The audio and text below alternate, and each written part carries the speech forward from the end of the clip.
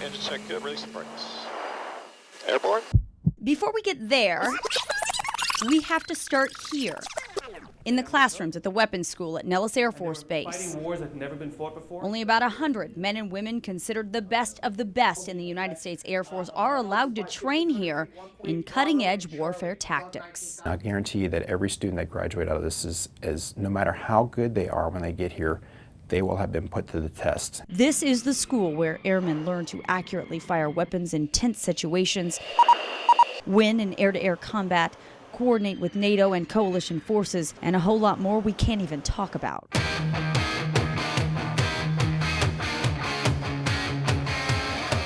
We increase our ability to execute very successful, dynamic combat missions, very dangerous missions, by bringing all that together here at Nellis.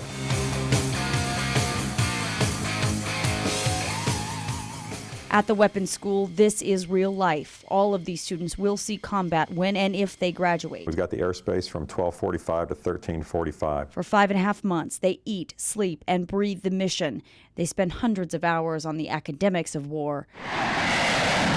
Some spend countless more in the air. We sit day and night trying to think of new problems that challenge different ways that he will approach them with his critical thinking skills. But that takes a lot of practice. So Lisa, Colonel Darren Sorensen gave us a first-hand look at how these pilot students train. Today, it's in this F-15E Strike Eagle.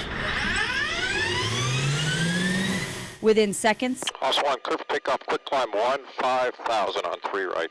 off the ground. Lisa, are you ready? Seconds after that, And up. about 3.5 Gs and 15,000 feet above Nellis. Okay, I'm fine.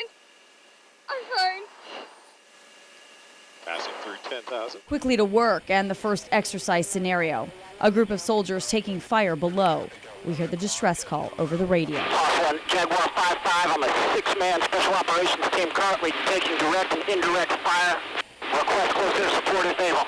Within seconds, we've dropped to just 1,000 feet above the ground, going about 400 miles an hour, identified the hostiles and friendlies, and assessed the situation. Lined up in range. Trigger gun would be coming on, and gun coming off.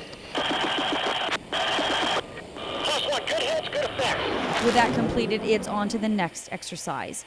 Air-to-air maneuvers typically seen when enforcing a no-fly zone.